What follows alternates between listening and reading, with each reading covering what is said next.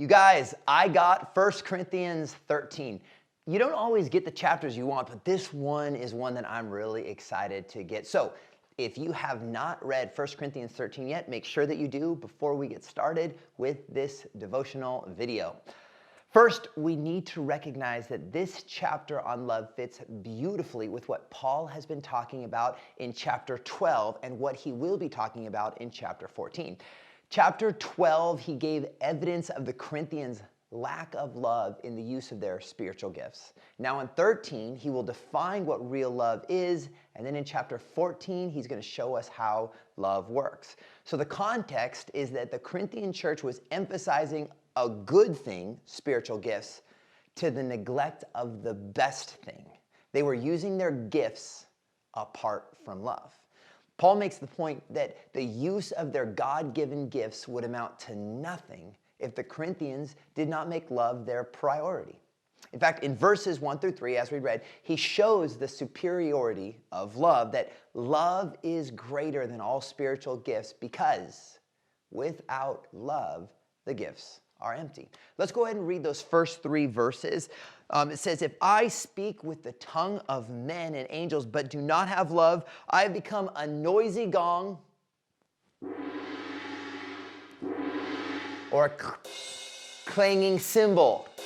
This is my spiritual gift right here. It's called the spiritual gift of editing. I have become a noisy gong or a clanging cymbal, basically meaning that I've just become a bunch of noises without real meaning. Then he goes on to say, verse 2, if I have the gift of prophecy and know all mysteries and all knowledge, and if I have all faith so as to remove mountains, but do not have love, I am nothing. And if I give all my possessions to feed the poor, and if I surrender my body to be burned, but do not have love, it profits me nothing. Love is more important than all the spiritual gifts exercised in the church.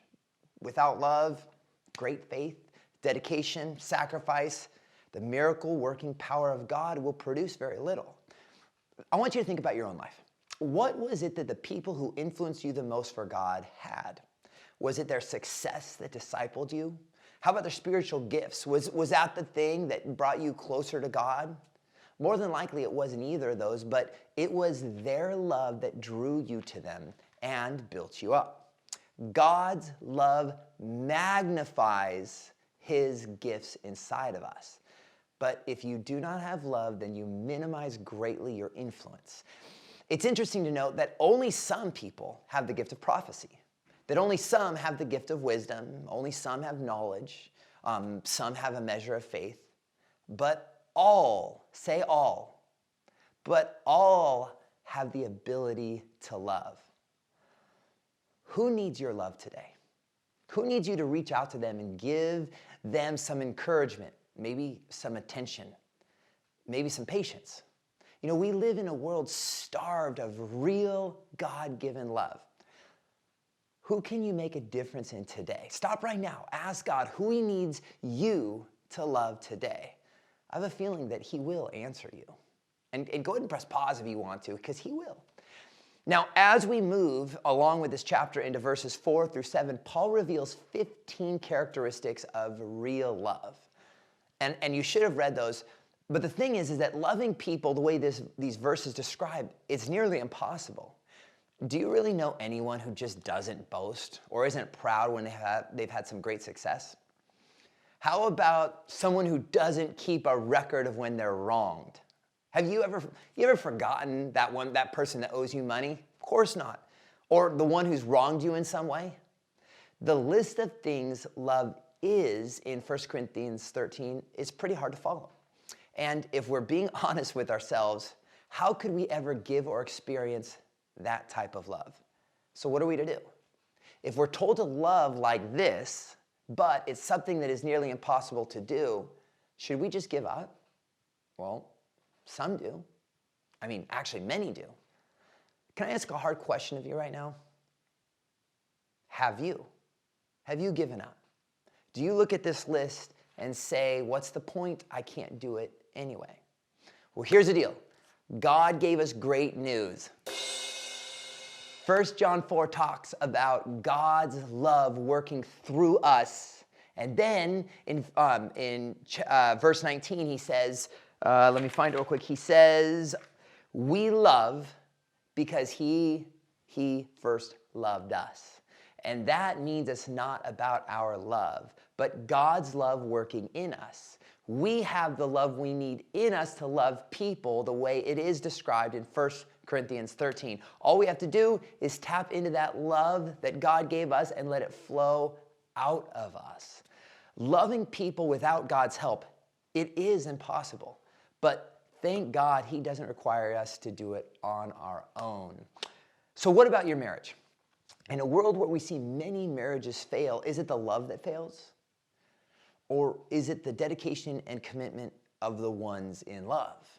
If your marriage has a lack of love, it's probably because you failed to take this list in the verses in 4 through 7 and attach them to your spouse.